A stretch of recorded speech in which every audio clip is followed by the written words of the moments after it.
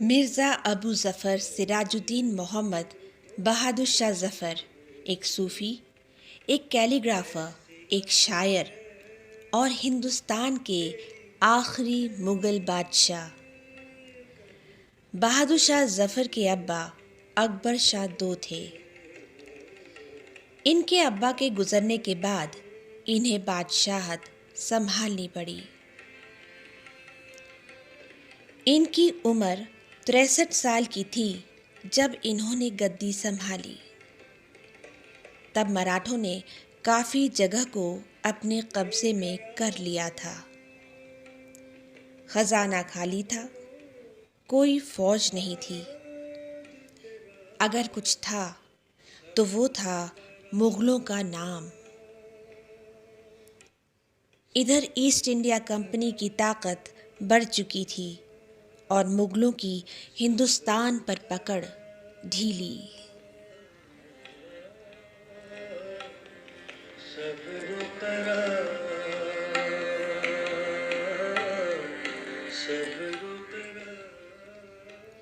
अंग्रेज़ों को बहादुर शाह ज़फ़र की तरफ से कोई डर नहीं था।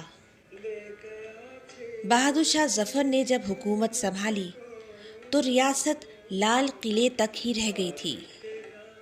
इनके गुजारे के लिए कंपनी पेंशन देती थी।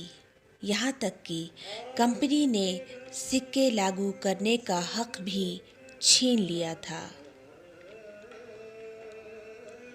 इनकी बादशाहत 20 साल तक रही, 1837 से 1857 तक। 20 साल के इस सफ़र में उन्होंने बहुत उतार चढ़ाव देखे, या यूँ कहिए उतार ज़्यादा और चढ़ाव कम।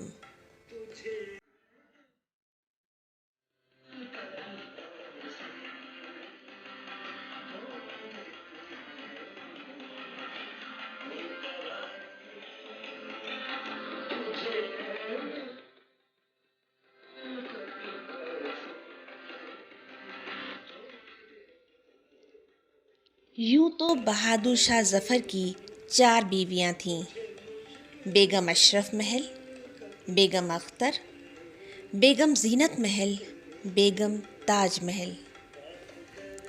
लेकिन बहादुर शाह ज़फ़र की ये तारीख़ी सफ़र उनकी अहलिया ज़ीनत महल के ज़िक्र के बिना नामुकम्मल है।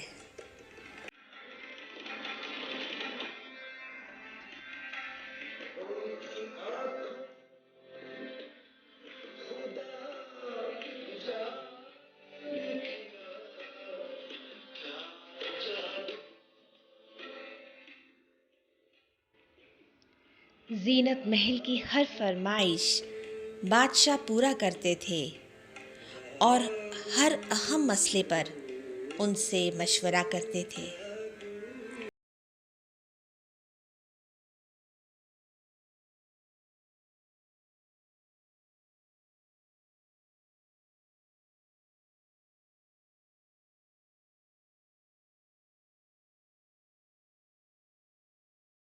बहादुर शाह ज़फ़र की रूह थी उर्दू शायरी, इसलिए उन्होंने अपना तख़ल्लुस ज़फ़र रखा था, जिसका मतलब है फ़तह। उन्होंने कई बेहतरीन गज़ल कहे: बात करनी मुझे मुश्किल कभी ऐसी तो न थी, या मुझे अफ़सरे शहाना बनाया होता, लगता नहीं है जी मेरा उजड़े दयार में। उनके लिखे कई उम्दा गज़ल 1857 की बगावत के वक्त बर्बाद हो गए और बाकी किताबी सूरत में कुलियात ज़फ़र के नाम से महफूज कर दिया गया।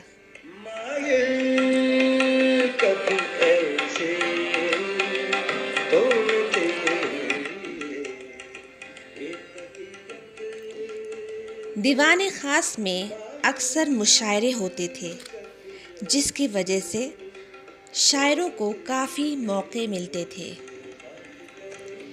उनके वक्त में मिर्ज़ा गालिब, ज़ौक़, मोमिन, नवाब मुस्तफ़ा खान शेफ्ता काफ़ी मकबूल हुए।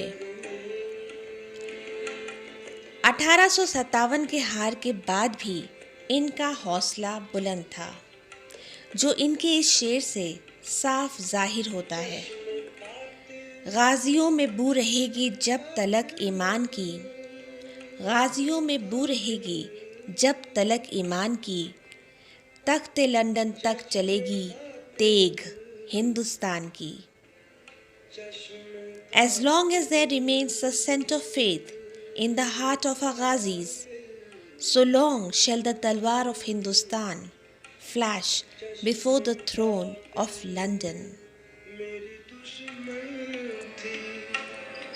मेरी दुश्मन थी, मेरी दुश्मन।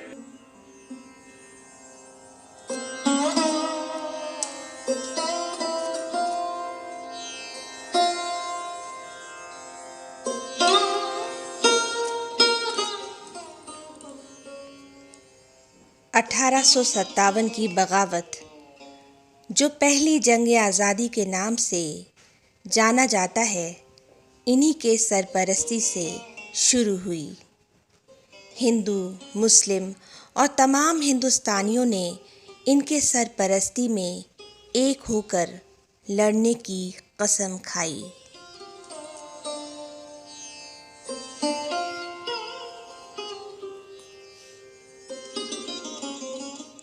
चार महीने के अंदर अंदर इस जंग आज़ादी को अंग्रेज़ों ने सख्ती से दबा दिया। जितने भी शहजादे, आलिम, मुल्ला, सूफी थे, उन्हें खोज खोज कर फांसी पर लटका दिया। मस्जिद, महलों, बागों को बर्बाद कर दिया। मुसलमानों की ज़मीन छीन ली। बागियों को या तो मार डाला या हिंदुस्तान से बाहर भेज दिया।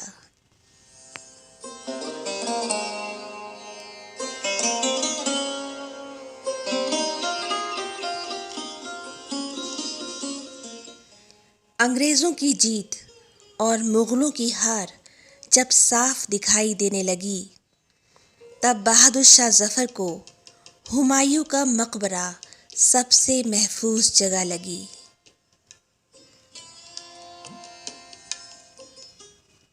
लेकिन इसकी खबर भी मेजर विलियम हॉडसन को हो गई और उन्होंने मकबरे को चारों तरफ से घेर लिया और बादशाह को उनके बेटों के साथ गिरफ्तार कर लिया।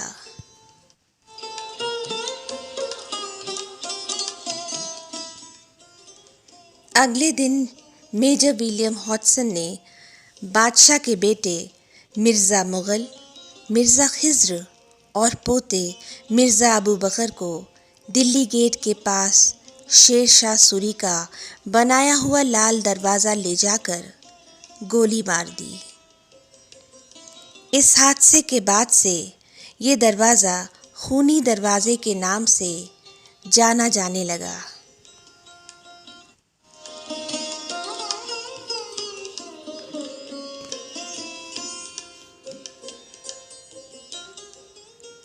ये खबर से बादशाह को काफ़ी सदमा पहुंचा।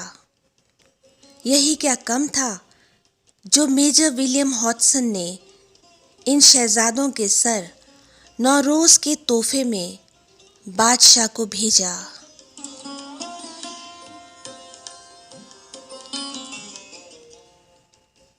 ये देखकर बहादुर शाह ज़फ़र ने कहा, सब तारीफ़ अल्लाह के लिए कि तैमूर ख़ानदान की औलाद इसी तरह से सुर्ख रूह होकर अपने वालिद के सामने आती रही है।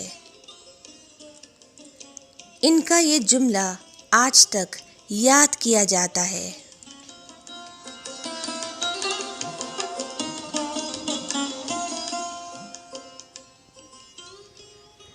अंग्रेज़ों ने बहादुर शाह ज़फ़र पर बगावत के संगीन इल्ज़ामात लगाकर उन पर मुकदमा चलाया और उन्हें बागी साबित करके सज़ा के बतौर हमेशा हमेशा के लिए हिंदुस्तान से रंगून भेजने का फ़ैसला लिया।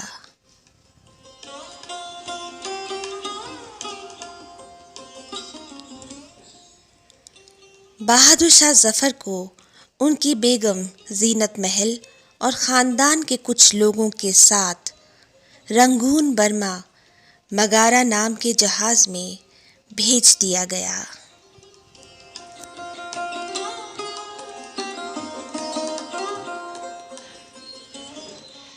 और इस तरह से 400 साल की मुग़लों की हुकूमत ख़त्म हो गई।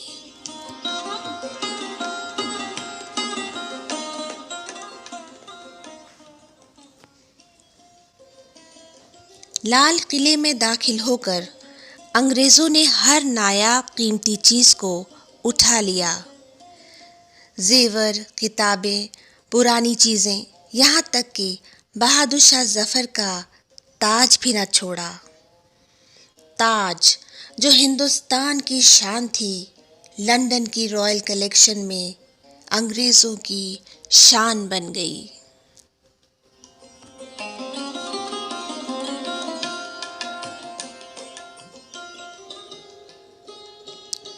रंगून में उनको रहने के लिए 4 छोटे छोटे कमरों का खस्ता हाल घर मिला था।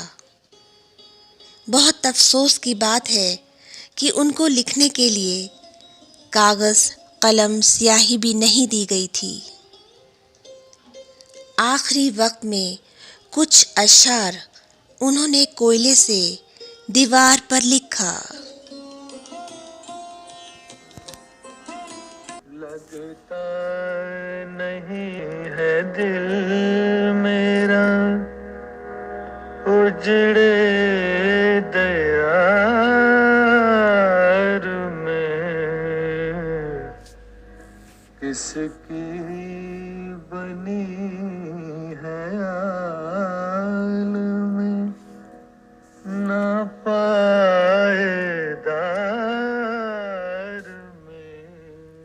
7 नवंबर 1862 में हालते बीमारी के आलम में वफात पा गए और इस तरह ताजदार हिंद, ज़िल्ले इलाही और तैमूर लहू के आखिरी चश्म चिराग हमेशा हमेशा के लिए बुझ गया।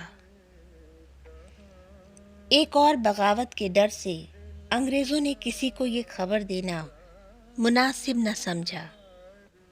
चुपचाप वहीं पर उनको दफना दिया गया। 15 दिन के बाद ये खबर हिंदुस्तान तक पहुंची।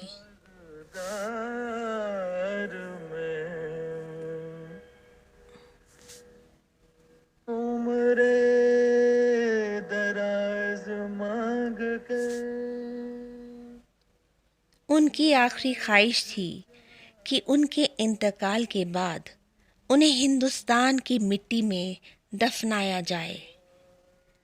उनकी ख्वाहिश उनके साथ ही रंगून की मिट्टी में दफन हो गई। कितना है बदनसीब ज़फ़र दफन के लिए, कितना है बदनसीब ज़फ़र दफन के लिए, 2 गज़ ज़मीन भी न मिली कुए यार में।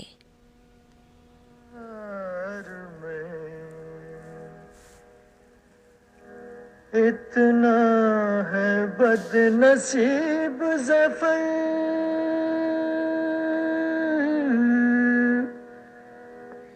दफन के लिए,